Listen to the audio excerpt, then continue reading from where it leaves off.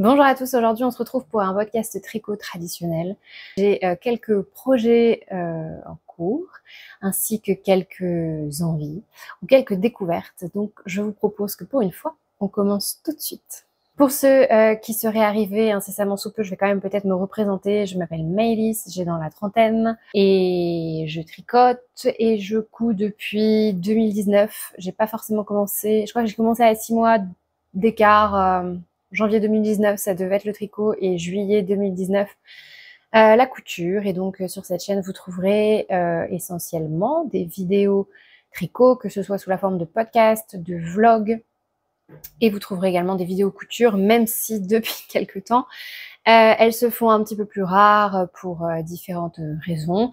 L'une étant qu'actuellement je suis enceinte, donc se coudre des shorts, des pantalons, sans savoir exactement quelle taille on fera, déjà pendant 9 mois, la taille évolue, mais surtout sans savoir quelle taille on fera après.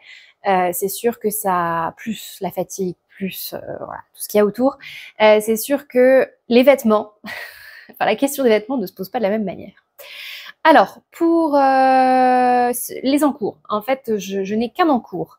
Je ferai aussi une vidéo, je pense, à part, parce que ça n'a pas forcément intéressé tout le monde, sur les vêtements bébés, enfin mes envies, mes projets vêtements bébés, que ce soit en couture et en tricot.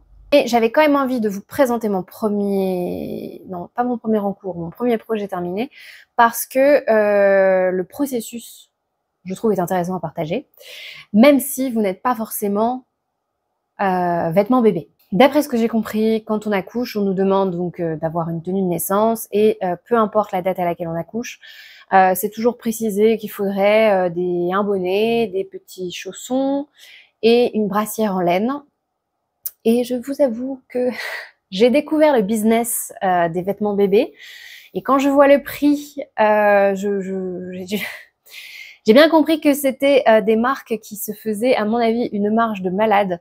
Parce que c'est vrai que quand on coud et quand on tricote et qu'on connaît le prix des choses, y compris des belles matières, c'est là où on se rend compte que oui, là, pour les vêtements enfants, il y a vraiment une marge entre le prix et le coût des matières premières. Il y a vraiment un gouffre. D'autant que quand on a un bébé, d'après ce que j'ai compris, une fois encore, parce que je n'en ai jamais eu, mais ça grandit très très vite. Et donc voilà, payer 60 € une brassière que mon bébé va mettre à peu près 2 semaines. Et encore, je vous avoue que psychologiquement, j'étais pas prête. Et puis bon, j'ai regardé évidemment sur Vinted. Mais j'étais au début dans la phase de je vais tricoter pour mon bébé, pour mon bébé, et ça me tenait à cœur. Si ma maman avait été encore là, je pense que c'est à elle en fait que j'aurais refourgué la mission de tout ça, parce que je vous ferai le bilan dans un instant sur mon avis vêtements à tricoter notamment, là, puisqu'on est dans un podcast tricot, mais je sais pas vraiment si c'est positif. Alors j'ai pas vraiment trouvé de modèle de brassière qui me plaisait vraiment, parce que la plupart des brassières s'arrêtaient sur un demi-devant gauche ou droite. Mais c'était pas, vous savez, des brassières qui vraiment font un peu cache-cœur comme les vêtements adultes. Donc il y a certainement une raison à ça que je ne connais pas encore. Si vous la connaissez, dites-moi tout. Mais en tout cas, je trouvais qu'à chaque fois, les vêtements faisaient un peu mal fini par rapport à ce qu'on peut trouver dans le commerce. Les seuls vêtements que j'ai trouvés, c'était souvent en fait des combinaisons intégrales, ou en tout cas, vous savez, le haut c'est une brassière et vous avez ça fait pas combinaison intégrale parce qu'il n'y a pas les jambes, mais le bas se termine comme ça fait brassière body quoi. Mais moi je voulais pas forcément brassière body, je voulais vraiment brassière à rajouter au-dessus, donc d'un body pyjama, enfin sous un pyjama. J'ai pas trop compris en fait si le bébé a un pyjama intégral à la naissance, s'ils le mettent en dessous quand même ou pas. Une fois encore, si vous avez la réponse à ça, je veux bien. Deuxième chose, je me suis aussi rendu compte que dans le commerce, il y avait beaucoup, alors moins quand même pour les vêtements bébés, notamment premier âge, mais qu'il y avait beaucoup de vêtements en acrylique en fait, sauf que l'acrylique, oui, ça ressemble peut-être à de la laine, mais ça n'en est pas, et donc ça tient pas chaud. ou en tout cas ça a pas, ou alors votre bébé va être en surchauffe quoi. Enfin, faut encore, j'ai cru comprendre que les bébés en fait avaient du mal à réguler leur température et puis que bah il y a un choc hein, quand ils arrivent dans notre monde en termes de température. Donc je sais pas, je me sentais plus à l'aise d'avoir quelque chose en laine. Alors pas en 100% laine parce que j'ai choisi une laine avec du nylon. En fait, j'ai pioché dans mon stage et je vais arrêter de parler dans le vide et vous montrer. Donc j'ai cherché des modèles. C'est vrai que des modèles naissants c'est assez rare. Je sais pas si c'est parce que c'est difficile à, enfin pas difficile à designer, mais c'est souvent à partir de 3 mois. J'avais peur que ce soit trop grand et je voulais vraiment un petit, enfin un petit gilet quoi, une brassière en taille pas naissance mais 1 mois. Comme ça, je me suis dit selon la taille du bébé, parce que bah, je connais pas encore la date, enfin la taille et le poids estimé pour la naissance. Voilà, je me suis dit ça me laisse un peu de marge parce que clairement c'est pas le genre de truc que je vais tricoter 2 semaines avant avant le 9e mois quoi. Donc j'ai cherché, je vous mettrai, j'ai acheté notamment 2 modèles, un modèle de petite knit, donc je crois que c'est le Helen's Cardigan. Et j'ai également acheté un modèle de longue avec Anna, donc j'ai plus le nom en tête, mais le gilet est rayé, il y a un pantalon aussi avec. Sauf que dans ces gilets-là, il n'y a jamais de rang raccourci, probablement parce que, bah, je sais pas en fait si c'est parce que les designers estiment qu'entre eux, le temps de porter ou alors bah, ça vaut pas le coup en fait de s'embêter à faire des rangs raccourcis. Est-ce que c'est dû une particularité dans le design qui m'a échappé? Est-ce que c'est parce que la morphologie du bébé fait que c'est peut-être moins nécessaire? Mais voilà, j'ai trouvé des gilets parfois avec, parfois sans. Mais j'ai jamais trouvé en fait exactement ce que je voulais, donc avec les finitions et la taille souhaitée.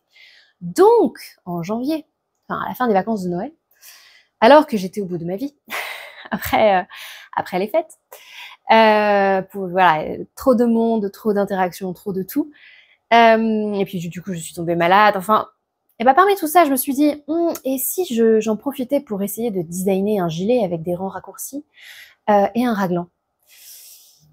Donc, me voilà partie là-dedans. En sachant que ça fait déjà depuis avril que je potasse le sujet du raglan et des rangs raccourcis. Alors, franchement, c'est compliqué de trouver des infos claires, des infos... Ouais, déjà de trouver des infos claires. Heureusement, moi, bah, évidemment, je parle français, mais aussi je consomme pas mal de contenu en anglais. Et je suis une... je sais pas comment on appelle ça, mais je suis le genre de personne qui screen le web pour trouver ces informations et qui peut passer des heures.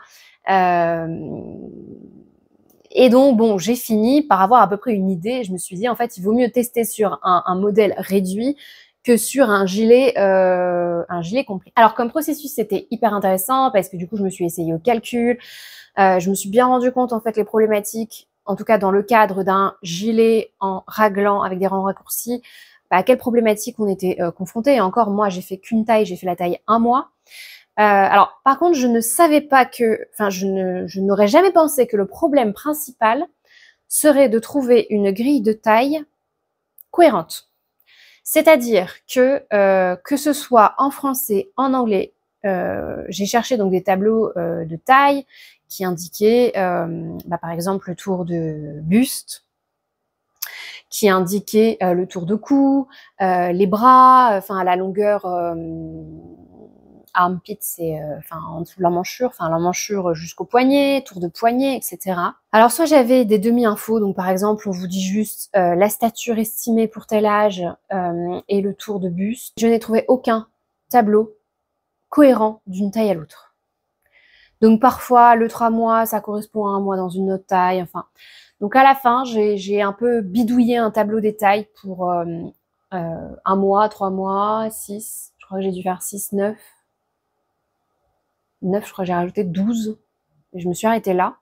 Mais je n'ai fait, j'ai pas fait de gradation en fait. J'ai juste fait le tableau pour voir s'il y avait des grosses différences. Enfin voilà, si le 3 mois c'était 34 et que le 1 mois j'avais mis 36 en tour de buste, ben, il y avait un problème. Et donc j'ai essayé de faire ça. Et j'ai comparé énormément de tableaux de taille.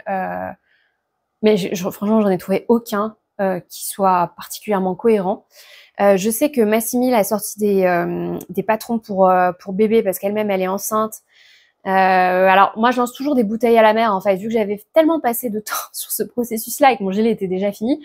Quand j'ai vu qu'elle avait sorti ça, je lui ai demandé justement si elle avait trouvé un tableau détail et si oui, lequel, parce que peut-être que je suis passée à côté d'une info.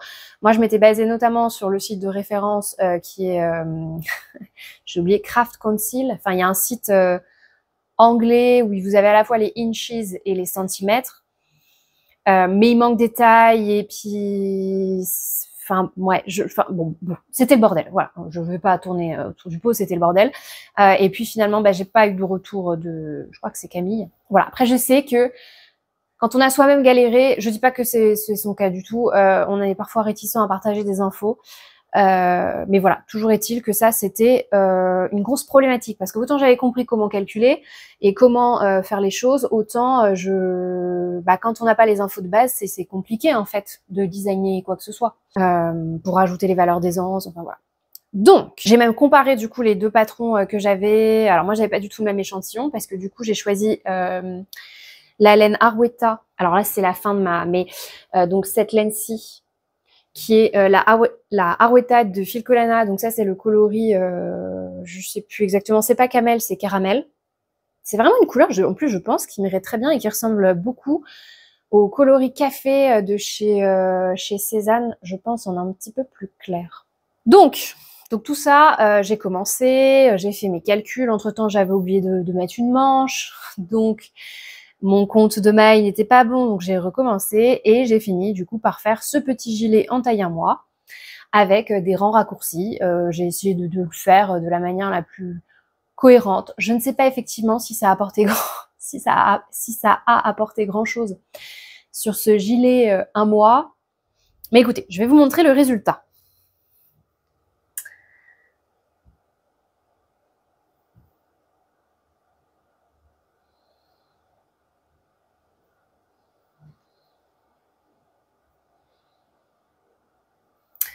Donc, nous avons un petit gilet, donc j'ai pas fait une brassière, j'ai fait un petit gilet en raglan avec des rangs raccourcis dans le dos. Je les ai faits de sorte à ce que ils dépassent les raglans de devant pour que je puisse faire des augmentations uniformes, donc à la fois sur les raglans dos et les raglans devant, parce que sinon il y a un décalage et je savais pas comment gérer ça. Donc j'ai essayé de faire vraiment quelque chose d'uniforme. Donc à chaque fois, mes rangs raccourcis se rapprochaient de plus en plus vers le col. Je sais qu'il y a les deux écoles, mais moi c'est celle que j'ai pratiquée, c'est cette méthode-là que j'ai faite, oui, le plus souvent dans les patrons. Alors si je reprends, moi j'ai commencé par le col et j'ai fait un col double. Je suis pas sûre que ce soit une excellente idée puisque comme c'est un gilet, j'avais oublié que quand vous rabattez, eh bien il y a une partie qui techniquement ici reste ouverte vu que c'est pas en rond. Mais écoutez, ça ne se voit pas du tout. Donc j'ai laissé mon col double. C'est vrai que c'était pas le plus facile à faire parce que je crois que mon échantillon je l'ai tricoté en 3,5 et j'ai dû faire le col en 3. C'était pas forcément très évident. Je suis pas sûre que c'était forcément une excellente idée. Est-ce que j'aurais pas pu faire un col simple? Si, certainement. Ça me déplaît pas. Ça ne me déplaît pas, mais c'est sûr que si c'était un patron à proposer à la vente, je sais pas si je le laisserais. Je sais pas. Ensuite, c'est simple, hein, vous tricotez en faisant... vous commencez par faire vos rangs raccourcis. Il me semble que j'ai fait les rangs raccourcis en même temps que les augmentations. Et une fois que j'ai fini les rangs raccourcis, j'ai continué à faire les augmentations du raglan. Et quand vous arrivez au niveau ici de la séparation des manches et du corps, j'ai continué à tricoter en aller-retour le corps. J'ai terminé avec des côtes 1-1, j'ai fait des côtes 1-1 normales.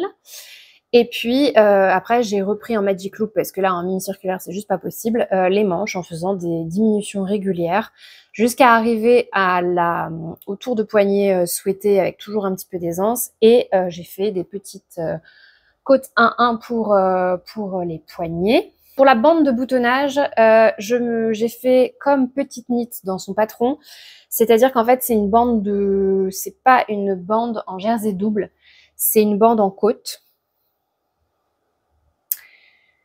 Et voilà, enfin, vous vous doutez du coup, c'est du haut vers le bas. Alors les manches par rapport au corps me paraissent gigantesques. Écoutez, au pire, je retrousserai les manches, hein. Même si je sais pas trop si c'est... Enfin, ouais. Bon. Écoutez, ça me paraît petit, un peu court, et en même temps, c'est vrai que quand on voit les bébés, bah, le corps est assez, assez tassé. C'est plus, oui, la longueur des manches. Après, ce que j'ai fait, c'est que j'ai posé le gilet au fur et à mesure sur des patrons de couture que j'avais. Donc, j'ai deux patrons de body. J'ai le body Malmo de Dicati et le body Youpi de Petit Dôme. Et donc, bah, forcément, il y a des longueurs de manches, puisqu'il y a manche courte, manche longue. Et ce que j'ai fait, c'est que comme j'avais commencé à faire ces bodys-là et à décalquer les patrons, en fait, je les ai posés à l'intérieur du gilet pour voir si ça dépassait ou si c'était vraiment plus court. Et écoutez, bah, ça paraît relativement cohérent. Donc bon, en posant, je me suis dit, alors soit les patrons sont trop grands, trop petits par rapport à la taille estimée, mais ça n'avait pas l'air non plus totalement absurde. La dernière chose, la particularité, c'est que sur cette bande de boutonnage, les boutonnières que vous voyez ici n'étaient pas intégrées. Et moi, je me suis toujours demandé pourquoi on ne faisait pas des boutonnières comme sur les vêtements du commerce avec la machine à coudre. Et donc, après avoir fini ce projet qui m'a quand même pris au total plus d'un mois, j'ai eu la bonne idée de me dire, bah, faisons le test après tout. Voilà, ce projet étant un test complet, lançons-nous. Et donc, j'ai fait les boutonnières à la machine. Je sais pas si vous allez voir. Et donc, mais en tout cas, j'ai fait toutes mes boutonnières à la machine. Alors, comme d'habitude, genre les 3 premières, ça va nickel, les 2 dernières, c'est la cata. J'étais en mode, ne me dis pas que je suis en train de rater mon projet pour les 2 dernières boutonnières. Donc bon, j'ai l'habitude, donc j'ai rattrapé avec ma machine. Et ensuite, j'ai cousu les petits boutons que vous voyez, qui sont des petits boutons écailles, enfin style écaille de tortue que j'ai trouvé sur Rascol. Il y en a un qui est arrivé un peu abîmé, mais comme j'avais perdu l'autre, bon, j'ai pas envoyé de message parce que, pour être totalement transparente, je savais pas si c'est moi qui les avais fait tomber et que du coup il y en a un qui s'est cassé, mais comme j'avais perdu l'autre, bon bah voilà, ou est-ce qu'ils sont arrivés abîmés, j'ai pas vraiment vérifié, parce que c'est assez rare d'avoir des problèmes avec Rascol, donc bon bah c'est dans le doute, j'ai pas envoyé de mail. Mais voilà, donc pour ce petit gilet en raccourci.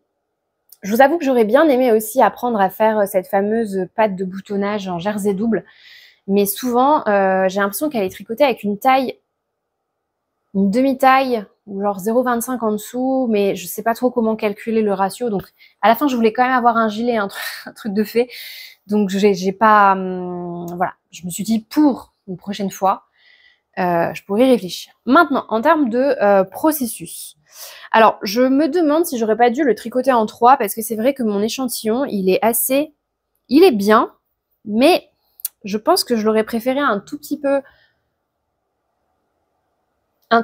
plus serré. Soyons honnêtes, est-ce que vraiment mon bébé va m'en vouloir? Je ne pense pas. Est-ce qu'il aura conscience de quoi que ce soit? Enfin, en tout cas, de la qualité des mailles, je ne pense pas. L'important, c'est que ça a été fait avec passion, avec passion et patience. Et je trouve qu'il y a quelque chose d'intéressant, c'est que sur des petits diamètres, je trouve pour moi que c'est hyper galère à tricoter. D'ailleurs, ça se voit parce que par rapport à mes tricots habituels, je pense que vous devez voir, alors que je l'ai bloqué, que c'est hyper irrégulier. Je parle même pas des augmentations qu'on voit, mais tricoter en aller-retour, c'est vraiment pas, comment dire, c'est vraiment pas quelque chose que j'apprécie particulièrement. Mais vous verrez après, je vous montrerai un projet que je suis en train de faire en aller-retour, qui a pas du tout le même rendu parce qu'en fait, ce sont des aiguilles plus grosses. Enfin, en tout cas, le projet c'est pas un truc miniature, donc vous êtes en train de manipuler peu de mailles et tout, et je sais pas, c'est vrai qu'il est un petit côté pas un petit côté froissé quoi, mais un petit côté où... Après c'est avec moi le Magic Loop, même pour les manches. Alors je suis étonnée de pas trop avoir d'échelle, j'ai tourné régulièrement mon fil. Mais moi en plus en Magic Loop j'ai des échelles, notamment sur les manches et tout. Bah, je pense qu'on voit ici. Mais voilà, bon, je suis contente d'avoir terminé ce petit gilet. Je me dis qu'au moins, j'espère qu'il lui ira. Mais au moins, j'aurai tricoté quelque chose et ça fera un souvenir de naissance, même pour moi dans quelques années, quelques décennies. J'aime beaucoup la couleur. C'était une laine de mon stage, donc j'ai pas dépensé de l'argent pour un projet pour au final me dire peut-être que ça n'ira pas. Et je suis très contente surtout de l'expérience de design. Même si au final, je me retrouve avec des questions et personne pour m'aider. Donc ça, c'est toujours un petit peu déprimant. Mais voilà, je voulais vous partager un peu ce processus parce que je le trouve intéressant. Et voilà. Alors j'ai vu d'autres, notamment chez Petit Bateau, il y avait un ensemble, mais genre c'était 80 ou 60 euros, je sais plus. Et je m'étais dit, ouais, je vais m'acheter de la Merci de Filcolana. Donc c'est un mélange mérino coton et je vais tricoter donc un gilet marinière avec le pantalon marinière et puis comme ça me reviendra moins cher. Enfin j'avais fait le calcul, je crois que ça me revenait à 25 euros, etc. Quand j'ai vu le temps que ça m'avait pris pour un résultat que je ne connais pas encore, je vous avoue que je me suis dit bon peut-être que je ferai pas cet ensemble et je sais pas si je l'achèterai, mais je sais pas si le temps passé plus le processus qui m'a... C'est pas que ça m'a pas plu, mais ouais, tricoter en aller-retour, c'est vraiment pas mon délire. Après, ça se tricote vite, hein. Là, ça m'a surtout pris du temps parce que je vérifiais les calculs, parce que j'étais là à essayer de voir ce qui était le plus pertinent, mais je pense que si je refaisais un deuxième dans la même taille, ça irait beaucoup plus vite. Mais voilà, en termes de processus, j'aime bien le résultat, mais en termes de processus, j'ai connu plus, j'allais dire plus exaltant, plus passionnant, plus... Bon, vous avez compris l'idée. Suite à ça, et c'est la deuxième chose que je vais vous montrer qui m'a un peu freinée dans les vêtements bébés où je me suis dit ouais, Vinted, ce sera peut-être pas si mal que ça. Je me suis lancée dans les chaussons. Enfin, pas dans les chaussons, dans des chaussettes pour enfants. Puis pareil, je me suis dit, je vais pas acheter un patron, je vois à peu près comment on fait une chaussette. Si je trouve des infos, enfin il y a des modèles gratuits sur Drops pour voir le nombre de tailles, le reste je peux le faire. Alors, oui, mais ce que je n'avais pas anticipé, c'est que tricoter genre 32 mailles, vous pouvez pas faire ça sur des mini circulaires. Et puis, moi je déteste le Magic Loop, mais en plus du Magic Loop avec peu de mailles, c'est un enfer. Alors, je vais vous montrer mon encours, qui est un encours que je suis à 2 doigts d'abandonner. Alors, si vous avez des conseils sur comment tricoter des chaussettes pour enfants, parce que je vois des gens qui en font, je me dis, mais normalement, ça devrait être court, ça devrait aller vite. Mais en fait, le fait que ce soit tout petit, ça me prend autant de temps qu'une vraie paire de chaussettes, quoi. Enfin, je vous montrerai après une paire de chaussettes que j'ai faite. J'ai beaucoup plus avancé sur ma paire de chaussettes qui est en 64 mailles que sur ça. Donc, voici un début de chaussettes. Donc, vous avez ici la partie en côte de 2. Et ici, vous avez le gousset. Donc, j'ai même fait les petits rangs et tout et tout. Et puis là, je suis censée faire le pied en diminuant d'abord les mailles du gousset jusqu'à réobtenir, je crois que j'avais monté 32 mailles. Et puis, faire la pointe. Alors, je pense que mes aiguilles Magic Loop en 80 cm de long, c'est pas l'idéal, il me faudrait un diamètre plus petit. Genre peut-être 60. Parce qu'après, j'ai peur que ce soit trop court pour tirer le fil. Mais c'est horrible à tricoter. Alors je me dis, c'est triste. Si je passe pas du bon temps à tricoter un truc pour la naissance de ma fille, bah oui, je sais pas. Du coup, voilà, j'ai laissé ça en stand-by. Pourtant, je pense qu'il me reste assez pour faire donc les chaussettes qui vont avec. J'ai vu qu'on pouvait faire ça avec des... comment on appelle ça? Ils appellent ça DPN, des aiguilles double pointe. Mais alors moi, j'ai les aiguilles que j'ai récupérées de chez ma mère, elles sont comme ça. Aller tricoter des chaussettes avec 4 bâtons qui font cette taille-là. Franchement, je sais pas comment... Ouais, dites-moi. Je suis vraiment preneuse. Ou alors, tant pis, j'irai acheter des chaussettes dans le commerce. Après, je me dis, si elle a un pyjama vous savez, avec les pieds intégrés et tout, est-ce que c'est vraiment nécessaire de tricoter des chaussettes comme ça? Mais alors là, je vous avoue que du coup, je m'étais dit, je vais faire le bonnet. Bah, un bonnet, c'est pareil, c'est une petite circonférence, donc je suis pas sûre d'apprécier non, non plus. Donc ouais, aidez-moi, dites-moi, est-ce que vraiment ça en vaut la peine? J'ai fait le petit gilet, est-ce que pour le bonnet, les chaussons, qu'est-ce que je fais? Est-ce que si j'achète quelque chose dans le commerce, c'est bien aussi? Même si c'est du coton, enfin le but c'est que je pense la chaleur, enfin vu que la tête, on perd beaucoup de chaleur par les extrémités, enfin par la tête, enfin surtout par la tête et après les extrémités, on a les extrémités froides, etc. Est-ce que quelque chose, oui, acheté dans le commerce, même en jersey de coton ou j'en sais rien, est-ce que ça fait l'affaire ou pas? Enfin, ouais là vous voyez là typiquement, si ma mère était encore là, là je la missionnerais et je dirais allez maman, finis-moi ça s'il te plaît parce que c'est trop chiant. Et je sais qu'elle l'aurait fait, mais ouais. Donc écoutez, ça pour l'instant, c'est resté en stand-by. Donc au niveau des vêtements bébés, je pense que surtout que la naissance en gros est prévue pour fin printemps, début été, bon, si on a un été, enfin en tout cas une période pourrie, ça changera pas grand-chose, mais je me suis dit c'est pas la peine que je lui tricote un pull en jacquard en taille 3 mois qu'elle pourra pas mettre.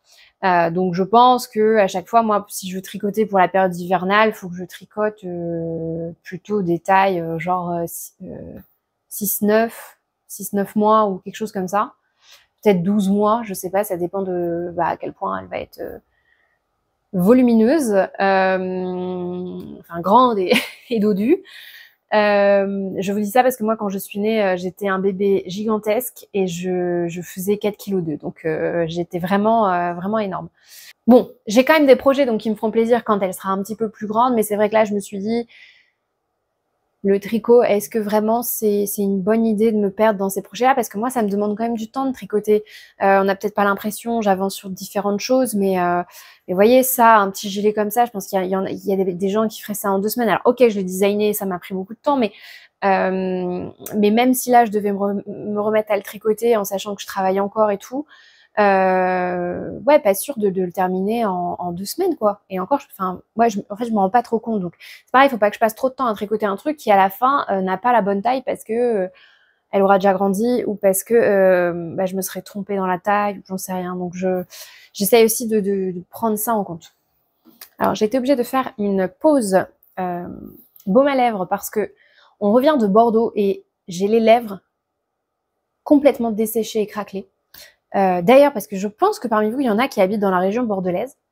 Mais il fallait me dire plutôt que Bordeaux, c'était une ville magnifique. J'ai adoré la ville. C'est tout ce que j'aime. Tout ce que j'aime en termes d'architecture. Après, il y a voilà, les bâtiments ressemblent un peu aux bâtiments parisiens, mais ils sont beaucoup plus bas. Enfin, voilà, beaucoup aimé. Donc, s'il y en a parmi vous qui sont de Bordeaux, j'ai beaucoup aimé votre ville. J'ai pas eu le temps de faire les merceries, mais voilà. Le peu que j'en ai vu m'a beaucoup plu. Alors, sinon, dans mes encours, comme d'habitude, je vais commencer par les chaussettes et je vous montrerai les plus gros projets après. Alors, en termes de chaussettes, puisque pour celles qui ne le sauraient pas encore, souvent, donc j'alterne entre des chaussettes, un châle et un vêtement, que ce soit un pull ou un gilet. Donc là, en termes de chaussettes, j'ai repris des chaussettes que j'avais commencé à la rentrée, puisque à la rentrée, j'avais demandé notamment que pendant les réunions dont je ne comprenais pas bien le rôle et la raison d'être, voilà, est-ce que c'était possible pour m'occuper les mains de tricoter, etc. Donc ma direction est en mode oui, il n'y a aucun souci.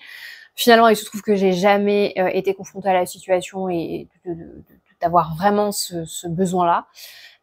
Mais parfois ça m'arrive, il y a vraiment des réunions où soit c'est un enfer pour moi de rester assise pendant 2 heures, puis alors pour peu que ça parte en espèce de pugilat, de règlement de compte, etc. Moi c'est tout ce que je déteste. Et puis parfois je sors de là, je me dis super, 2 heures de vie perdue en fait. 2 heures de vie perdue et de tricot perdu. Donc Donc c'est vrai que le tricoter, ça m'aide beaucoup à, par exemple, suivre une conversation, paradoxalement. Enfin, ça peut paraître paradoxal, ou alors à mieux me réguler, enfin voilà, puis ça me permet de redescendre un petit peu. Et donc, j'avais commencé à tricoter une chaussette avec les laines, toujours, mes autorayants, pareil, si vous ne me connaissez pas encore, la plupart de mes chaussettes sont tricotées dans les autorayants de Woolbags. Je vous montre pas le bon côté, donc là, je vais vous montrer le... c'est Chocolate Forever, c'est la base douceur sock. Donc 85 Merino Superwash, 15% nylon. C'est vraiment cette base-là, elle est dodue comme j'aime. C'est pas une base high twist, vous savez, très retordue, mais qui du coup fait un peu fine et qui se dédouble. Enfin, souvent, moi, je suis pas très fan des bases high twist.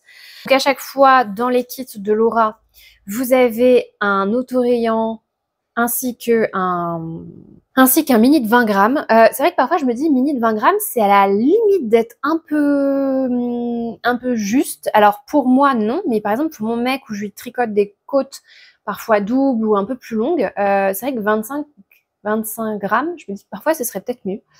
Bon, j'ai jamais été à court, hein, mais là c'était pas... c'était un kit qui était déjà sorti il y a longtemps et que je lui avais recommandé en même temps qu'un autre kit que je vous montrerai après. Mais c'est vrai que Woolbags, souvent j'achète il y a un moment, elle avait les kits Disney, puis elle avait aussi des kits... enfin, c'est pas saisonnier, mais plus... Je sais plus ce que c'était, l'autre thématique. J'ai oublié. Mais c'est vrai que souvent, ces combos et ces associations sont bien. Autant... alors, petite parenthèse sur Woolbags. Donc déjà, la base de Célène, j'adore. Ces coloris, franchement, j'adore. Ces autorayants, je suis ultra fan parce qu'en termes de couleur, de tenue de la laine, de tenue de la teinture sur la laine au porté, etc., avec la transpiration, enfin, en tout cas pour ma part, c'est impeccable. Et puis il y a toujours un espèce de ces laines, elles ont toujours un petit côté brillant, alors qu'il n'y a pas forcément dans d'autres bases. Par contre, je suis plus déçue, enfin plus souvent déçue, enfin pour avoir testé les deux, donc aussi bien ces clubs que ces calendriers de l'Avent ou calendriers d'Halloween, je trouve que c'est les couleurs qu'elle annonce, enfin je sais plus comment on appelle ça, mais souvent vous savez, on vous met une image. Alors toutes les teinturières font pas forcément ça, mais souvent le mood board que vous avez, c'est un mood board, donc c'est censé montrer un peu les inspirations, notamment en termes de couleurs.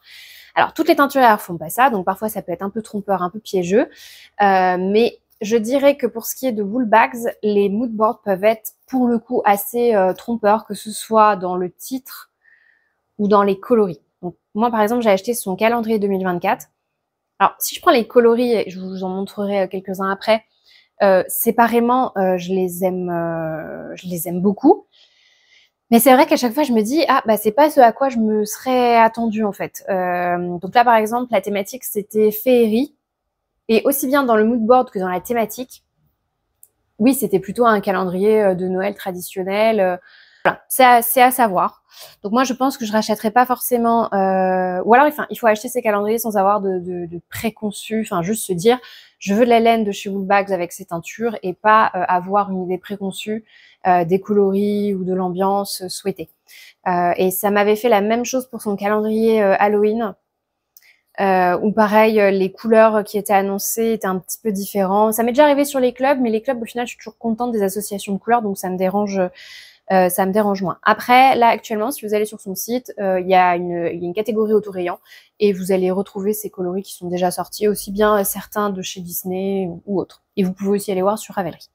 Tout ça pour vous dire que donc là, j'ai tricoté le coloris Chocolate Forever, que j'avais acheté septembre ou octobre de l'année dernière.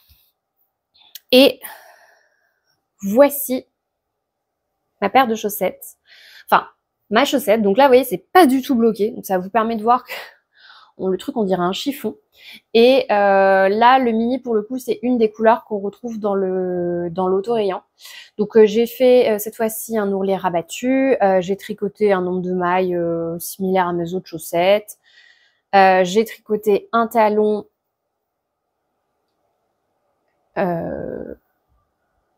un talon à gousset parce que c'est ce qui est le plus adapté à la morphologie de mon pied. Et puis ensuite, j'ai terminé voilà, avec une pointe.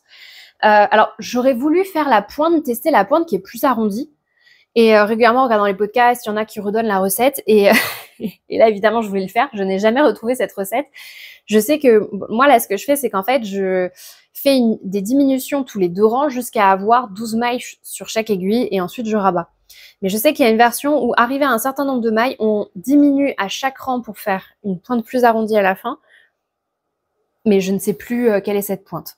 Donc, si jamais vous connaissez la recette, c'est une recette connue de tout le monde, un peu comme là, les diminutions pour la pointe et tout, c'est des trucs c'est des constructions de base. Mais si jamais vous vous souvenez comment faire la pointe arrondie, n'hésitez pas à me le dire. Alors, moi, cette pointe-là, elle me va bien. Je pense que ça dépend de la répartition de vos orteils et de l'ordre, enfin, qui est plus grand ou voilà, parmi vos orteils. Parce que moi, si je fais une pointe plus arrondie, j'ai peur du coup que ma pointe soit plus courte, donc il faudrait que je mette plus de rangs sur la tige. Et alors, un phénomène intéressant, c'est que au début d'année, je devais être très stressée quand je tricotais. Ici, c'est hyper, donc sur la tige, oui, la tige, pardon, tout à l'heure j'ai dit la tige, ça c'est le pied. Sur la tige ici, c'est hyper serré. Et ici, c'est beaucoup plus lâche. Et là, on voit vraiment que j'ai pas tricoté au même moment. Et c'est ça aussi qui participe au côté un peu chaussette, comment dire, chaussette difforme. Et donc là, franchement, c'est parce que je l'ai pas du tout reprise, comme c'est un projet simple. Je me la garde parfois pour les périodes scolaires ou alors pour des moments où j'ai besoin de tricoter quelques petits rangs par là. Voilà, il me reste cette partie-là plus la pointe. Donc ça, franchement, en quelques jours, si je m'y mettais, je pense qu'en 2 jours, c'est terminé. Hein. Voilà, donc ça, c'est pour ma paire de chaussettes. D'ailleurs, mon objectif en termes de chaussettes à la vanille, c'est-à-dire de chaussettes faites avec une recette de base, vous savez, ces recettes un peu à l'infini, j'ai décidé, ça fait déjà, je sais pas, 6 mois que je me dis ça, c'est que moi, j'aime pas du tout accumuler de la laine, d'autant plus que j'en ai récupéré énormément suite au décès de ma maman, sauf que ce sont des laines qui, pour la plupart, ne me correspondent pas parce que on n'avait pas du tout les mêmes goûts en termes de coloris, notamment pour ce qui est des pulls, des châles et des gilets.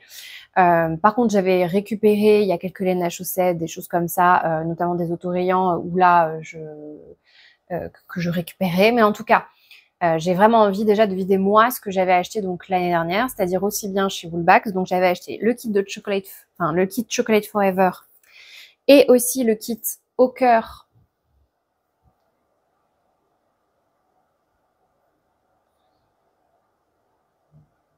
de l'automne que j'avais vu tricoter sur Instagram et que j'avais beaucoup aimé. Donc en fait, en achetant ce kit-là, j'ai repris, c'est à ce moment-là que j'ai pris le kit Chocolate Forever sur lequel pareil, sur lequel je louchais déjà depuis quelques temps. D'ailleurs, en fait, voilà. Moi, c'est ça mon processus maintenant, c'est que j'évite ce qu'on appelle les craquages. Déjà parce qu'en fait, ça me procure qu'un plaisir vraiment très, très éphémère. Que je me rends compte qu'après, j'accumule et que j'ai pas le temps de tricoter. Mais donc, du coup, comme il y a d'autres choses qui me plaisent entre deux, ben, j'achète pas parce que j'ai encore. Mais donc, du coup, bon. Je préfère acheter et tricoter au moment où ça me fait plaisir et attendre pour voir si réellement c'est quelque chose qui me plaît toujours. Donc là, quand j'ai acheté les coloris chez Woolbacks, c'était vraiment des choses que j'avais déjà repérées. Et à ce moment-là, j'avais plus vraiment de laine à chaussettes à tricoter parce que j'avais tricoté la plupart de ces clubs. Donc j'avais tricoté le club Bambi et le club Roi Lion, qui sont des chaussettes, je pense que je vous ai montré dans mon bilan 2024 tricot. Ah oui, j'ai oublié de préciser que moi, je ne prends pas les kits 100 grammes parce qu'en fait, pour me faire une paire de chaussettes, je n'ai besoin que de 50 grammes et souvent, j'ai des restes, un tout petit reste d'autorayant. Donc, ça limite aussi les coûts. Et puis, comme ça me permet de tricoter plus de coloris différents plutôt que de me dire, je dois finir un 100 grammes. Et puis, moi, j'aime pas faire des tubes à chaussettes. De toute façon, j'aime pas les chaussettes trop hautes. Donc, pour moi, ça n'a pas d'intérêt. Donc, j'avais ce kit-là. Et puis, l'année dernière, j'étais allée avec ma maman en novembre au Ch'ti Bazar d'hiver. Et donc, j'avais enfin vu l'Hélène du bruit des aiguilles qui était présente à ce moment-là. Et donc, pareil, j'avais décidé de lui acheter 2 clubs. Enfin, en y allant, je m'étais dit si je vois des choses, enfin des laines à chaussettes qui me plaisent, j'en prendrai. En sachant que je ne voulais pas prendre du 100 grammes, je voulais prendre que du 50 grammes avec les mini. Et voilà, je m'étais dit 2 c'est pas mal. En plus, je sais que je tricote beaucoup de chaussettes. Pour le coup, ça c'est avéré et je les porte. Donc, je savais que c'était pas un achat de j'achète des échos et en fait, je les ai toujours pas tricotés 2 ans plus tard. Ça, je vous avoue que comme beaucoup, je pense, j'ai eu ce craquage d'achat. Alors moi, j'ai eu ça dans tous les domaines. J'ai cru comprendre aussi que c'était... alors, je pense que c'est lié à un phénomène de consommation et de la manière dont on conçoit un petit peu le bonheur. Je pense que quand on achète, ça lâche aussi de la dopamine et du coup, ça fait du bien. Et puis, en fait, ça se transforme un peu en addiction. Et c'est d'autant plus apparemment présent chez les troubles du neurodéveloppement et donc notamment chez les personnes qui ont un trouble de l'attention avec ou sans hyperactivité. Donc typiquement c'était le cas de ma mère et ça veut dire qu'à la fin elle était tombée un peu dans un cercle vicieux que j'ai un peu expérimenté, alors sans jamais être dans le rouge, mais c'est vrai que cette sensation d'être comment dire, dépendante de ces pulsions d'achat, enfin de pas être en contrôle, de pas être en maîtrise de ça, surtout que l'argent c'est quand même un sujet important, surtout là en ce moment on entend beaucoup de choses sur la taxe, enfin sur les taxes, sur l'épargne, sur voilà. Donc j'avais pas envie de me retrouver sur, enfin de me retourner voilà et de me dire j'avais acheté ça, puis en fait ça va, c'est de l'argent jeté par les fenêtres parce que moi j'ai connu ça avec le maquillage, j'ai connu ça avec les livres. Donc là, les livres, en vrai, j'en achète quasiment plus et régulièrement, je fais un gros tri. Et en fait, le fait à chaque fois de m'être rendu compte, pareil pour les tissus, que j'avais dépensé beaucoup d'argent dans des choses que j'ai pas utilisées et qu'en fait, si je les avais mis sur un compte, j'aurais peut-être plus d'argent de côté aussi, ou en tout cas plus d'argent disponible pour des choses qui là actuellement me feraient plaisir d'acheter. C'est quelque chose au fur et à mesure, j'ai un peu entraîné mon cerveau et tout ça pour vous dire que j'essaye vraiment de faire des achats plus raisonnés. Ça veut pas dire que je me prive, ça veut pas dire que je n'achète rien, ça veut pas dire que de temps en temps je vais pas craquer sur quelque chose en me disant waouh c'est trop beau, j'adore. Mais disons que moi dans ma balance, être stressée par la montagne de choses que j'ai ou alors par des achats compulsifs me stresse bien plus que de ne pas acheter. Donc maintenant, je suis beaucoup plus et je fais pareil en couture et je pense que de toute façon, je referai un gros tri dans mes tissus. J'en avais déjà fait un l'année dernière, déjà parce que mes goûts ont énormément évolué, mais pour recommencer à zéro. Et en fait, maintenant, je suis beaucoup plus dans j'ai envie de quelque chose, j'attends un peu.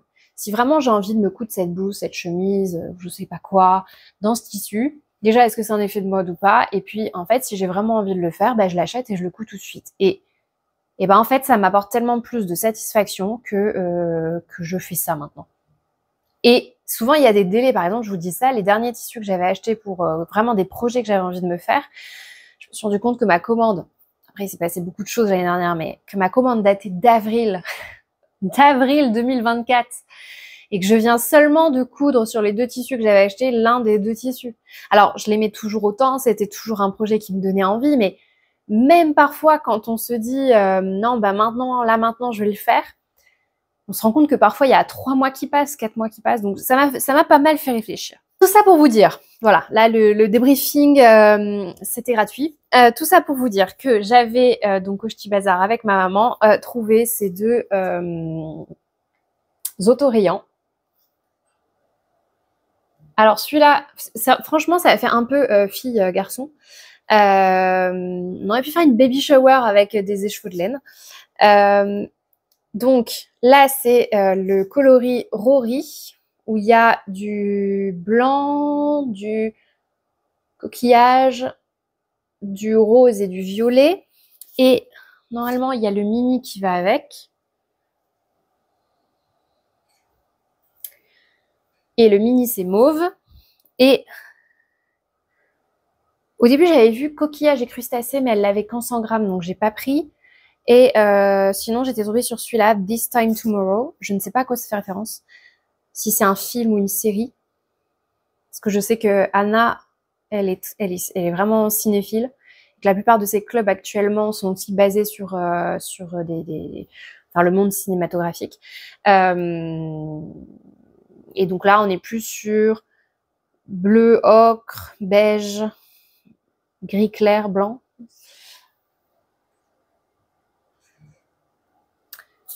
Et avec, j'ai un gris.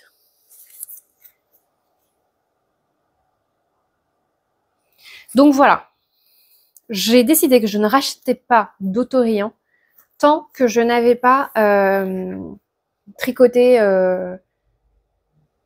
mes 3 kits. Parce qu'au final, je me rends compte que dans l'année, si je tricote 2 paires de chaussettes, j'ai toujours l'impression de faire plus. Mais en fait, il est probable que ça me tienne encore cette année ou en tout cas peut-être plus longtemps. Bah, je pense qu'avec un bébé, j'ai plus de chances de tricoter des chaussettes que de tricoter ou de coudre des longs projets. Parce qu'on peut faire des petits rangs par-ci par-là. Mais par contre, je me demande si celui-là, je l'aime beaucoup, mais je me demande si je vais pas plutôt les tricoter pour mon homme. Je sais pas trop.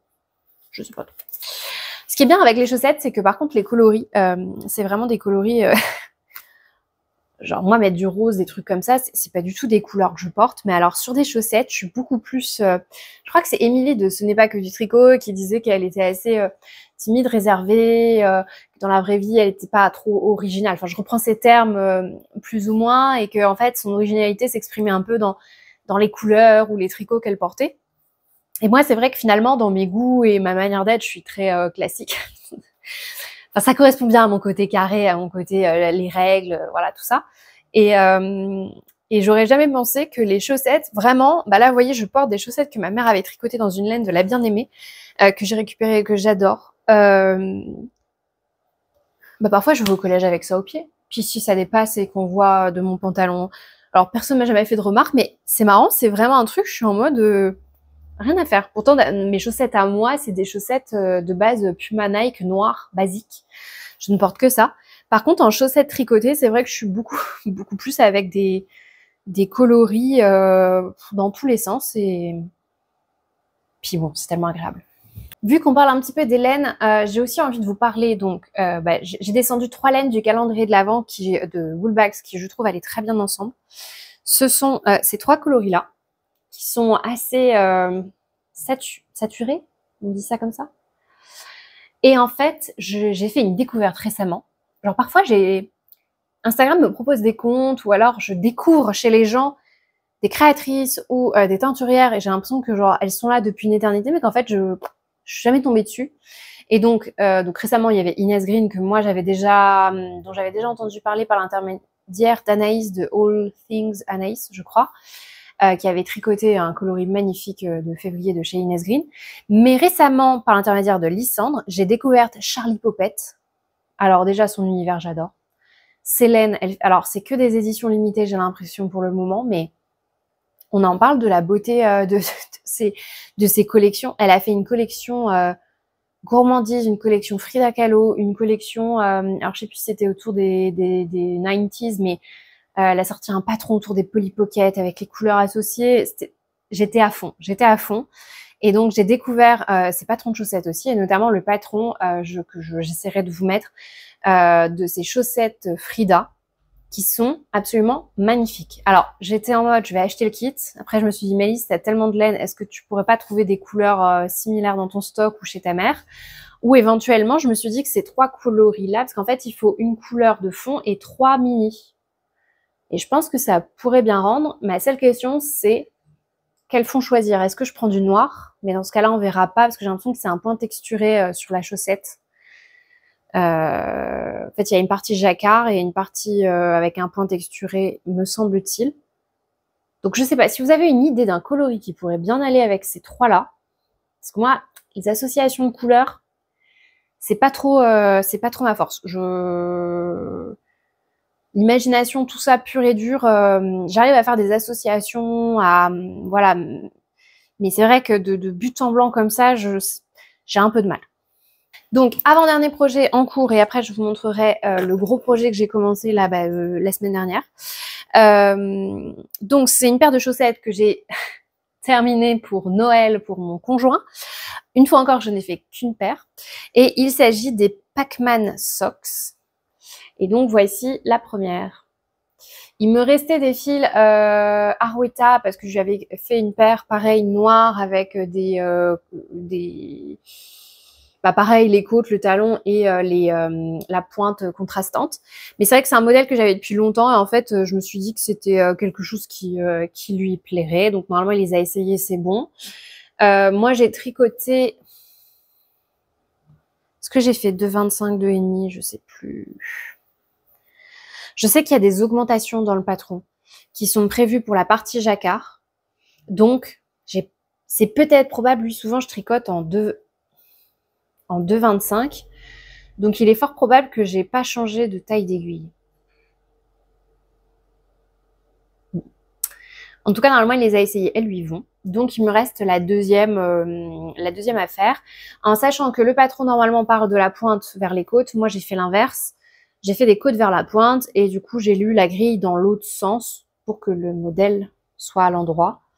Et pour la deuxième chaussette, il faudra juste que j'essaye de faire en sorte que là, les Pac-Man, ils regardent dans un sens. Bah, il faudrait que pour l'autre pied, ils regardent dans l'autre sens. Pour que ça fasse un peu effet miroir. Rien de plus à dire sur cette paire de chaussettes. Par contre, c'est vrai que le patron, notamment pour les augmentations, c'était pas, je vous avoue, j'ai pas trouvé ça hyper clair. Le rythme des augmentations. Donc, ce que j'ai fait, c'est que j'ai regardé combien j'avais de mailles ici, combien il fallait de mailles pour la partie jacquard. Et j'ai fait des augmentations. Enfin, avant en fait qu'on passe à la grille jacquard, on fait un rang d'augmentation. Et après, on doit faire un rang de diminution. Et j'ai fait ça et c'était beaucoup plus simple. Mais je vous avoue que j'ai pas trop compris le patron, indépendamment du fait que je l'ai pas lu dans le bon sens, hein, que je l'ai pas tricoté de la même manière. Mais c'est vrai que la partie des augmentations, des diminutions, ça revient au même. Et j'ai pas trouvé ça extrêmement clair. Est-ce que c'est parce que moi j'ai l'habitude de tricoter en anglais ou je sais pas. J'ai pas été très convaincue. Après, je vous avoue que j'ai tellement l'habitude de tricoter des chaussettes que j'ai su faire à ma sauce et adapter du moment que j'ai enfin voilà, j'avais le nombre de mailles à obtenir, tout ça. Donc et pour ce qui est du jacquard, je crois que j'ai mis. Est-ce que j'ai fait une question de dominance des couleurs? Je ne sais plus trop. Je crois que j'ai dû mettre la couleur qui doit ressortir à gauche. Parce que moi, je tricote avec les deux mains pour le jacquard. Donc, la couleur qui doit ressortir à gauche et la couleur de fond à droite. Et il n'y a qu'un endroit, je crois, où il y a 3 couleurs. Je crois qu'il y a un rang où on a du noir, du rose et du jaune. Et bah, je sais plus du tout comment j'ai fait. Est-ce que j'ai mis les 2 couleurs et c'était un peu galère? Je pense que c'est ça. Et je laissais tomber mon fil à chaque fois, je pense. J'arrive pas à tricoter avec les 2 couleurs dans la main gauche. J'arrive pas du tout à prendre le fil. Donc, petit problème moteur. Peut-être qu'avec de l'entraînement, j'y arriverai. Mais écoutez, pour l'instant, je me suis pas trop pris la tête. Et là, c'est non bloqué. Donc, le jacquard, il est tel quel. Voilà. Et pareil, j'avais lu, et moi, je fais déjà ça, quand je tricote avec l'intérieur de la chaussette, l'extérieur de la chaussette à l'intérieur. En gros, je tricote comme ça. Donc, ça a tendance à plus tirer les fils. Alors, par contre, je suis preneuse de... Enfin, ces fils-là, ensuite, on fait comment pour les rentrer? Bon, pour l'instant, je me suis pas trop posé la question.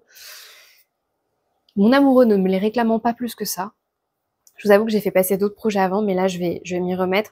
Récemment, je lui ai donné une de mes paires. Alors, c'est du rose pastel. Je crois que c'était un autorayon de chez Schrepius. Je crois que c'était le coloris Downtown. Et en fait, je lui ai donné parce que j'avais fait un tube avec un talon après coup et j'aimais pas du tout. Et il les a récupérés. Il est fin content. Bon, le talon n'est pas placé au bon endroit pour lui. Elles sont un petit peu trop étroites. Donc bref, le talon est décalé. Mais il est tout content. Il adore les chaussettes en laine. Il dort avec. Alors, il va pas au boulot avec parce qu'il a peur de les abîmer. Mais franchement, chaque fois que je lui tricote un truc ou je lui couds un truc, il le met. Donc ça fait vraiment... pour le coup, ça fait vraiment plaisir et je sais que c'est pas perdu. On passe maintenant à mon dernier projet. Donc c'est un projet que j'ai commencé là pendant la première semaine des vacances scolaires. J'étais donc chez mon père, donc enfin anciennement chez mes parents et parce que il y avait des travaux chez moi pour la chambre du bébé, pour la salle de bain. Enfin bref, on a quand même pas mal de choses à faire. Et moi, ayant besoin de me reposer, d'être au calme, ne supportant pas très bien, comme je vous l'ai déjà dit, les changements, notamment les changements d'environnement, ça a tendance à beaucoup me stresser. Puis on avait fait pas mal de travaux pendant que j'étais en cours. Enfin voilà, j'ai eu des week-ends où le bruit des travaux non-stop, surtout que bah, moi le bruit c'est compliqué à gérer dans la vie de tous les jours, lié à toutes mes problématiques et mes troubles. Donc je vous avoue que j'étais quand même contente de passer du temps au calme. J'ai eu l'impression de faire une retraite spirituelle. Et donc je suis retombée un peu dans les affaires de ma mère, ça m'a fait du bien aussi, surtout que bah là c'est fou, ça fait déjà un an. Ça fait déjà un an. Le temps s'écoule vraiment d'une manière très très étrange. Hein. Et j'avais déjà retrouvé dans ces affaires que j'avais mises de côté, donc j'ai fait différents bacs, un bac de laine à donner, un bac à vendre éventuellement, un bac je sais pas trop, et un bac que je veux garder, etc. Et j'étais tombée sur cette laine de chez Lang, qui est donc la qualité Gordon. C'est 92% de laine vierge et 8% cachemire. Et elle a, en termes de texture, elle a un toucher que j'arriverai pas à décrire. C'est pas comme du Merino Superwash. On dirait de loin que ça fait une laine un peu genre vieillotte et un peu rêche, mais en fait quand vous la touchez pas du tout, c'est un peu squishy, au point où moi je pensais qu'il y avait du synthétique. C'est un peu pelucheux, enfin j'arrive pas à décrire cette texture, mais j'aime beaucoup cette texture, et en plus c'est du gris anthracite comme j'aime, et un peu chiné. Et je savais pas du tout quoi faire. Et au fur et à mesure, là récemment, j'ai fini mon pull que je ne porte pas parce que je ne sais pas, je ne porte pas ce que je tricote visiblement, à part pour les chaussettes. Et en fait, j'avais envie d'un gilet, d'un gilet tout simple, dans un coloris basique, donc typiquement du gris. Et en cherchant dans les gilets, je suis tombée sur le Maggie Cardigan de Petite Knit. Enfin, je vous remettrai probablement la photo quelque part. Et donc, c'est un gilet qui se tricote de haut en bas. Alors, c'est pas un gilet... avec raglan, ça veut dire on fait pas des rangs raccourcis, un raglan comme on peut avoir l'habitude de faire. En fait, on tricote d'abord le dos avec une espèce tout en créant la pente des épaules. Après, on fait les devants, puis ensuite on remonte des mailles sur le côté, puis on commence à faire voilà des augmentations pour les manches, les devants, etc. le long des raglans. Enfin, ça donne l'illusion d'un, comment dire, de manches montées, mais en fait c'est pas monté. Enfin, en fait je ne sais pas comment on appelle cette construction, donc n'hésitez pas à me le dire dans les commentaires parce que je pense que je raconte n'importe quoi. Et j'ai commencé à faire ça chez mes parents. Enfin d'un coup je me suis dit ah mais c'est ça, ça va matcher et tout. Et donc là j'ai quand même pas mal avancé puisque j'ai fait, alors je sais pas si ça va ressembler à quelque chose. En tout cas j'ai fait le dos, vous voyez, avec cette ligne d'épaule. Ensuite, de chaque côté, on remonte des mailles pour former les devants. Et une fois qu'on a fait ça, en fait, après, on remonte ici des mailles. Ce qui fait qu'on a les mailles du devant, les mailles qu'on a remontées, les mailles du dos, etc. Et puis, on fait des augmentations régulières. Et donc, voilà. Il me reste encore pas mal de rangs d'augmentation à faire. Là, pour l'instant, je ne fais que les augmentations sur les manches. Après, il faudra faire augmentation sur les... Je sais plus s'il y a manches et raglan, enfin sur les devants et tout. Et écoutez, la construction est très... Enfin, moi, j'ai pas beaucoup tricoté de vêtements, donc je sais pas ce que j'essaye de vous montrer là, mais très agréable. Je tricote, moi, en 3,5. J'ai même pas vérifié si mon échantillon était bon. Et je fais une taille... Chez Petite Knit, souvent, je crois qu'il y a XXS, XSS. Je fais la 3e taille. Je fais la 3e taille. J'ai pas tout imprimé, donc je peux même pas vous dire. Il me semble que c'est la taille S. Et voilà le rendu de la laine.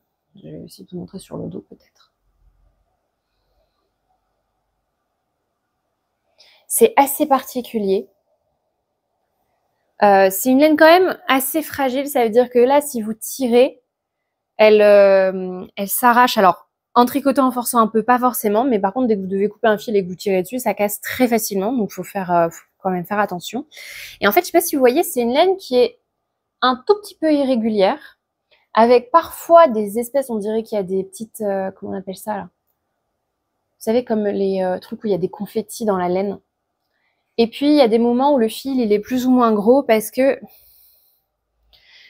il est comme ceci. Je sais pas si vous voyez.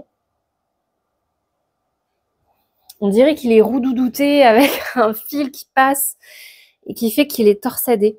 Donc, je pense qu'en fait, il y a un gros fil et peut-être un fil de cachemire qui est plus petit.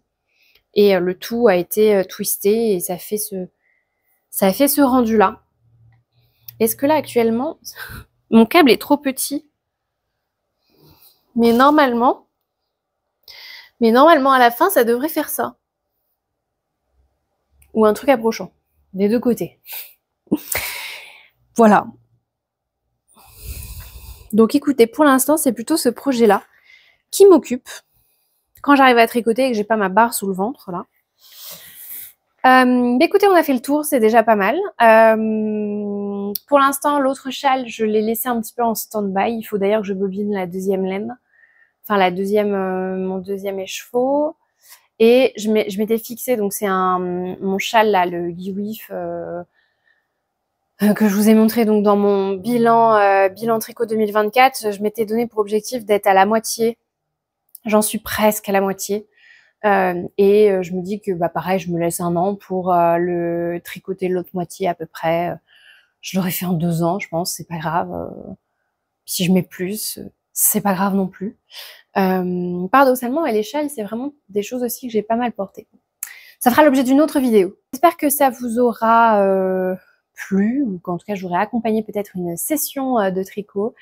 J'essaierai de revenir dans une prochaine vidéo, donc non seulement avec les projets pour bébé, mais aussi peut-être les projets tricot qui me tentent pour 2025, même si je n'aurai jamais le temps de tout faire.